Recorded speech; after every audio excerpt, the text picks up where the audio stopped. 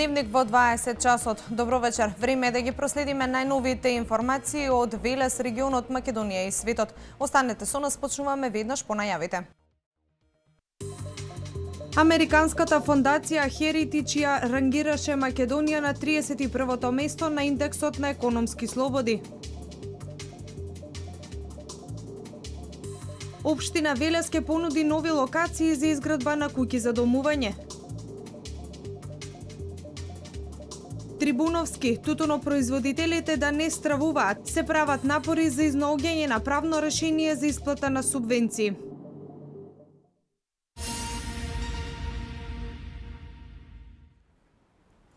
Општина Велес ке понуди нови локации за изградба на куќи за домување. Градоначалникот Чадиев истакна дека новите населби за живење ќе бидат изработени по сите европски стандарди. Во најскоро време ќе биде завршен и новиот урбанистички план, а промени ќе има и во генералниот урбанистички план. Нови локации за изградба на стамбени објекти има намера да понуди општина Велес.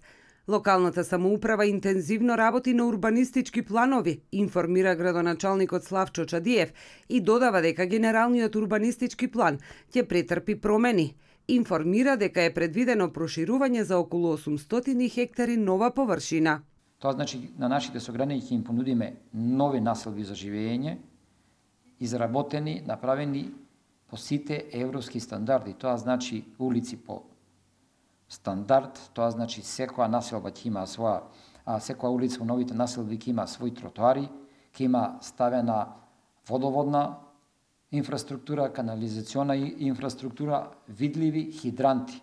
Привршува изработката на деталниот урбанистички план за населба Трпезица, за која што плацовите беа достапни преку проектите Купи куќа, Купи стан и Купи куќа за млади. Очекуваме за следната или после неја таа седница да биде готов официјално деталниот урбанистички план за Трпезица. Значи ќе имаме нови 43 хектари површини, каде што таа населба ќе биде најгусто населена населба со најголем број куќи опфанато, значи се работи негде за околу 420 стамбени единици. Освен урбанизирањето на локациите, локалната самоуправа реализира и проект за изградба на водовод до Трпезица, кој наскоро треба да биде завршен. Населените места Чалошево и Дорутовец исто така се опфатени со овој проект.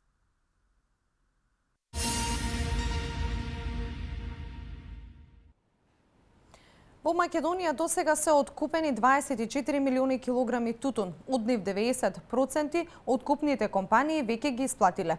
Тутунарите ги очекуваат субвенциите. Директорот на Државниот инспекторат за земјоделство Цветко Трифуновски вели дека изборниот процес е причина што тие досега не се исплатени, но додава дека тутунарите може да бидат спокојни. На нивните трансакцијски сметки ќе ги добијат своите субвенции.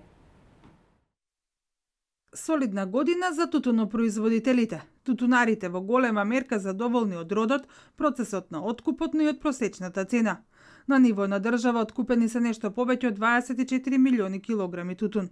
90% од откупениот тутун веќе им е исплатен на тутунопроизводителите. Со количини добра година имаше род и задоволни сме и со класите према лани годинава се подобри.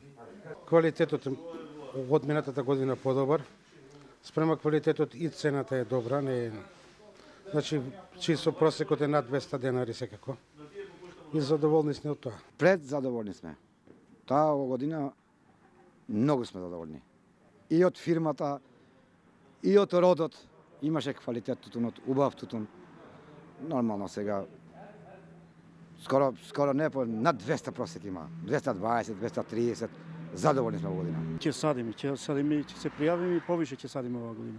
Зошто? Друга работа нема. Има пари од тутунот. И додека останува уште мал дел од минатогодишниот род да се откупи, откупувачите започнаа да ги припремаат новите договори со земјоделците. Тие пак ги чекаат субвенциите, за да започнат со првичните подготовки околу годинешниот род. Изборниот процес ја закочи исплатата на 60 денари субвенции по основ на килограм произведен тутун, вели директорот на Државниот инспекторат за земјоделство Цветан Трипуновски. Изборниот законот се дефинирани условите под кои што може да се исплаќаат субвенциите, меѓутоа она што ги имам како сознание е дека Министерството во рамките, односно платежната агенција, во рамките на законските овластувања кои што ги има, сигурно дали во наредниот или час поскоро ќе ги исплати тие субвенции. Не треба да има загриженост помеѓу тутунарите, значи тие се една од редовните мерки кои што ние ги даваме како влада, како министерство према тутунарите и тие ќе бидат исплатени согласно исполнување тие законски услови. Иако производството на тутун нема котрпна работа, македонските земјоделци често се одлучуваат за оваа култура, бидејќи има сигурен пласман и брза исплата.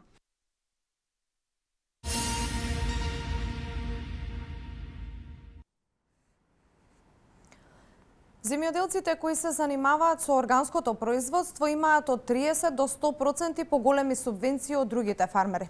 Органското производство се субвенционира со 30% повеќе од примарното, а откупувачите, трговците и извозниците со дополнителни 5% од вредноста на продадените производи. Во Македонија има регистрирано вкупно 3100 хектари со органско производство и 480 производители. Од 30 до дури 100% поголеми субвенции имаат земјоделците кои се занимаваат со органско производство од другите фармери. Ваквата храна е барана и во нашата земја.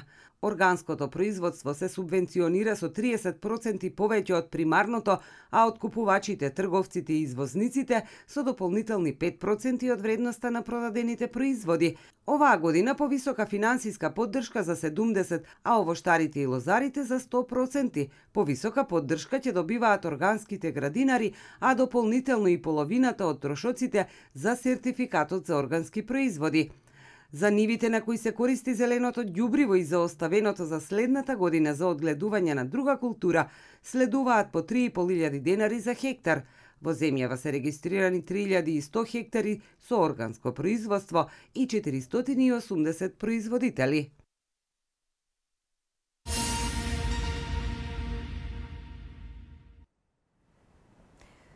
Се бара карта повеќе за премиерата на Ана Комнена. Станува збор за една од поголемите, покомплексни и атрактивни представи изведена во Велешкиот театар. Оваа театарска представа е субвенционирана од Министерството за култура. Византиска тема во која учествува речиси целиот театарски ансамбл, како и неколку постојани надворешни соработници и млади студенти. Премиерата на представата Ана Комнена ќе се одржи на 17 февруари со почеток во 20 часот, а билетите за истата веќе се распродадени. Во сабота ќе се одигра првата реприза, па од театарот ги повикуваат љубителите, на време да си обезбедат билети кои веќе се пуштени во продажба и чинат 100 денари. Станува збор за последната премиера од минатогодишната програма на Велешкиот театар, субвенционирана од Министерството за култура. Истата е голема продукција, византиска тема во која учествуваат речиси целиот ансамбл на театарот, како и неколку постојани надворешни соработници и млади студенти. Станува збор за постановка, односно преизведба на современиот драмски текст Ана Комнена од авторот Сашо Димовски, кој воедно е и драматург на нашиот театар. Текст кој што беше второ рангиран на јавниот конкурс за драмски текст за отворање на новата театарска зграда. Ова е голем проект на кој предпродукциски се работело подолго време, вели Зафирчев, додавајќи дека представата го преиспитува феноменот на власта, феноменот и моќта на жената и позицијата на жената во сето тоа. Констатиравме дека станува збор за голема, комплексна, многу атрактивна представа. Искрено очекуваме и сигурни сме дека долго ќе оди на репертоарот на нашиот театар, дека ќе биде исклучително атрактивна и референтна за сите домашни и странски фестивали. Режијата ја подпишуваат Ненад Витанов и Васил Зафирчев, а ликов на Ана Комнена го толкува актерката Кети Борисова. Сценографијата е на Валентин Светозаров, костимографијата на Раде Василев, драматург на представата е Јелена Лужина, а музиката на Сашо Костов.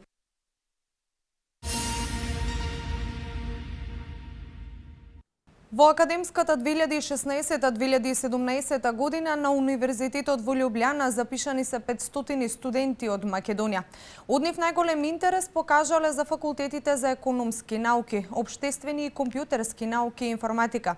Нашата земја има подпишано меѓународен договор со Словенија и студиите за студенти од Македонија се бесплатни, освен во случаи кога школарината е задолжителна за сите студенти од прв степен на студии, кои веќе имаат стекнато степен на образование и според важечкиот закон за високо образование на Словенија е еквивалентно на образованието што се добива по завршувањето на магистарската студиска програма од втор степен. Пријавувањето за академската 2017-2018 е започнато и ќе трае до 20 април. Во дневникот во 16:30 часот имавме директно вклучување на колешката Памила Данчевска од Љубљана. Да погледнеме дел од вклучувањето. Се јавуваме од центарот на Љубљана, поточно од пред универзитетот кој што е основан во 1919 година, Универза в Љубљани, местото каде што во изминатите години доста голем број на македонци завршија на еден од 26 факултети во Љубљана, Словенија, кои воедно нудат програма за додипломски студии, мастер студии и докторски студии. Последните дипломци своите дипломи за завршени додипломски студии ги добија вчера вечер на економска факултета. Чинот на доделување беше свечен во присуство на раководството на универзитетот, но и на видни личности од Љубљана.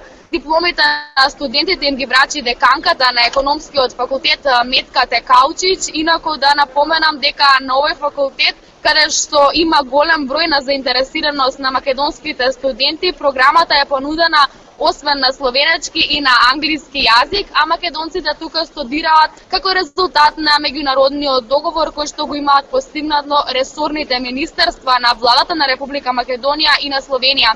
Тие подпишаа договор и студиите за студентите од Македонија се бесплатни. Воедно да се спомене дека и студентите од Словенија кои студираат на државните факултети во Македонија, како дел од договорот, исто така студираат без партиципација.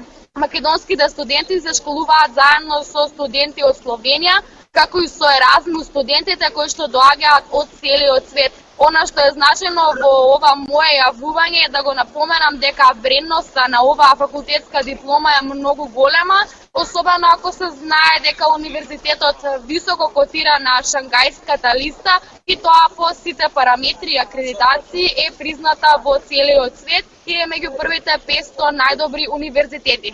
На самиот крај да напоменам дека првиот рок за аплицирање на упис на овој универзитет е веќе започнат и тој ќе трае до 20 април. Инаку овој универзитет е дополнително интересен што првата дама на Америка токму тука го започнала своето високо образование. Во организација на Општинската организација на Црвениот крст Кавадарци во соработка со винаријата Тиквеш и Институтот за трансфузиона медицина од Скопје, утре во винаријата Тиквеш ќе се одржи традиционалната крводарителска акција. Крв ќе даруваат вработените во винарницата. Утре во просториите на винарската визба Тиквеш ќе се одржи традиционална крводарителска акција. Хуманоста на дело ќе имаат можност да ја покажат вработените во винаријата и преку дарувањето крв да спасат нечии живот.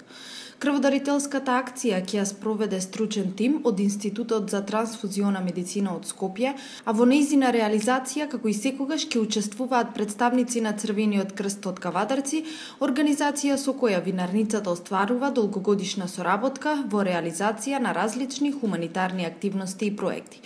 Тиквеш е колектив со голема хуманост и несебичност. Истовремено преку оваа крводарителска акција вработените во Тиквеш покажуваат дека хуманоста е дел и од нивниот личен кодекс на вредности, што несомнено е одлика на луѓе што знаат да го препознаат значењето на дарувањето крв, што е непроценливо значење за животот, велат од винаријата. Дарувањето крв е привилегија на здравите и истовремено голема надеж за болните. Затоа од огромно значење се ваквите акции со кои се обезбедуваат и обновуваат неопходните залиги од крв. Акцијата ќе се реализира во управната зграда на винаријата, ќе започне од 9 и ќе трае до 15 часот.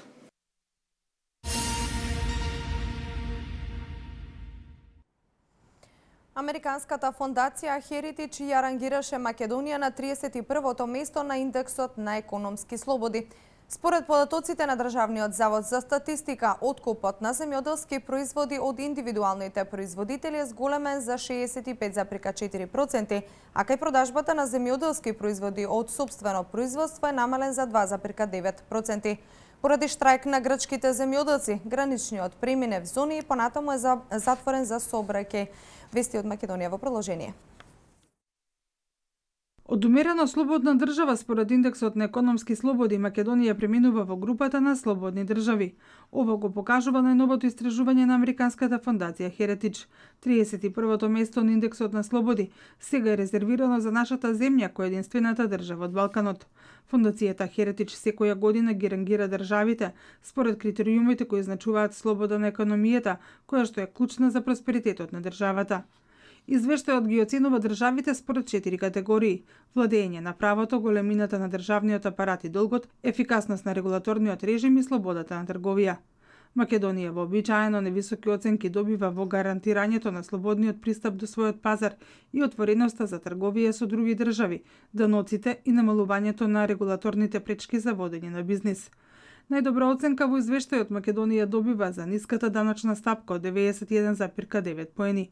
Оценката за големината на државата и на државниот долг исто така е над просекот, со посочување дека долгот е на ниво од 38,6% од бруто домашниот производ, а владиното трошење изнесува 32,2%. Од соседните држави Косово и Бугарија се најдобро пласирани, на 46-то и 47-то место во светот, Албанија 65-та, Србија 99-та, а Грција дури на 127-то место. Извештајот е одбележан со тоа што Соединетите американски држави паднаа на 17-тото место и за прв пат не се помеѓу првите 15 држави, што според фондацијата Heritage е резултат на високиот буџетски дефицит и долг, зголемената улога на државата во економијата и растечките регулаторни пречки за водење на бизнис.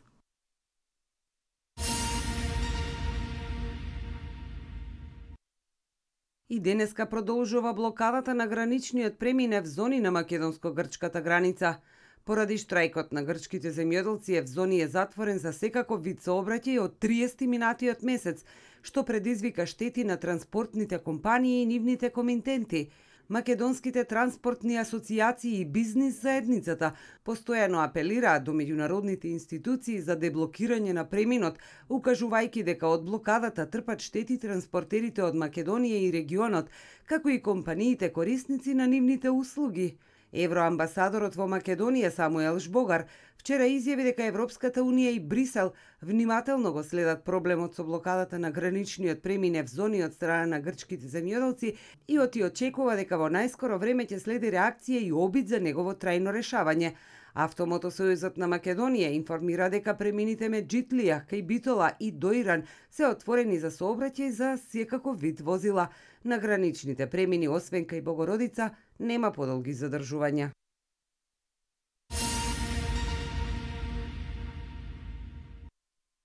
Државниот завод за статистика објави дека откупот и продажбата на земјоделски производи во четвртото тримесечие од минатата година се зголемени за 39,3% во споредба со истиот период од претходната година. Пораст во сите 3 месеци покажува месечната дистрибуција на вредноста на откупот и продажбата на земјоделски производи. Статистика објавува дека кај откупот на земјоделски производи од индивидуалните производители има зголемување за 65,4%, а кај продажбата на земјоделски производи од сопствено производство намалување за 2,9%. Зголемување на откупот и продажбата на земјоделски производи има кај индустриските, градинарските и фуражните растенија, овошјето, добитокот, живината и јајцата и млечните производи, а намалување кај житата, грозјето, алкохолните пијалаци, млекото и рибата.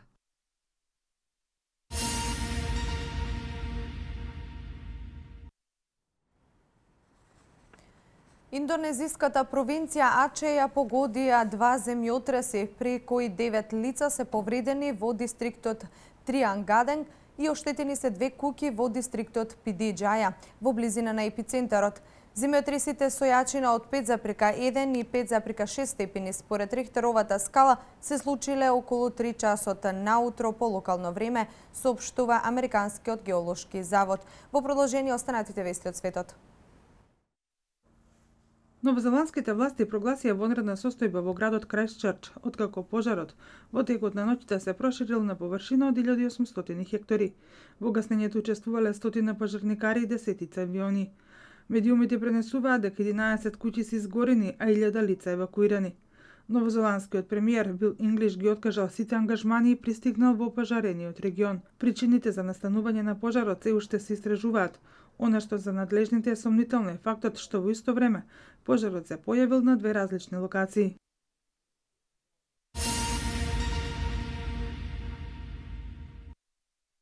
Блокирана е наредбата на владата на Барак Обама со која на околу 75.000 лица со психички растварства во Америка им се забранува купување на оружје. Американскиот совет гласаше за отфрлање на мерката, која сега оди на разгледување кај претседателот Доналд Трамп. Поранешниот претседател Барак Обама со оваа наредба имал за цел да ја засили федералната контрола врз продажбата на оружјето по убиството на 20 ученици и 6 возрастни лица во основното училиште во градчето Нјутани во сојузната држава Конектикат. Наредбата на владата на Обама бараше администрацијата за социјално осигурување да ги испраќа имињата на лицата со умствени проблеми.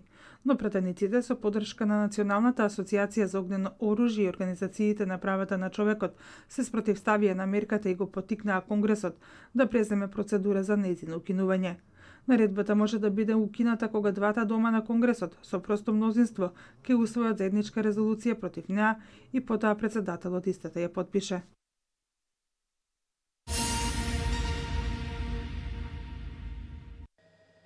Удар во Елен е причина авион со 44 патници и членови на екипажот принудно да слета на аеродромот Шарлот. Како што пренесуваат медиумите, во моментот кога авионот полетувал од аеродромот, удрил во Елен, кој претрчал на пистата. Пилотот веднаш по полетувањето превентивно се вратил на аеродромот, при што било констатирано оштетување на левото крило и течење на гориво. Сите патници биле безбедно евакуирани, а група пожарникари со пена го испрскале леталото за да не дојде до пожар. Вакви инциденти во САД се чести, иако најчесто авионите доаѓаат во судир со јато птици или пак лилјаци.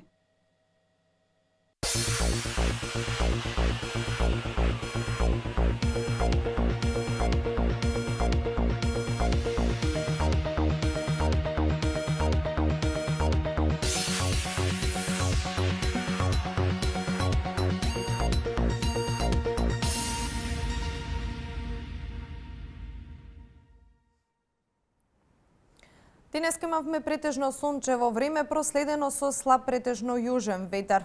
Температурата се искачи до 13 степен. До петок ќе преовладува претежно сончево и релативно топло време. На повеќе места максималната температура ќе надмине 10, а на југ ќе достигне и до 14 степени. Да го погледнеме графичкиот приказ.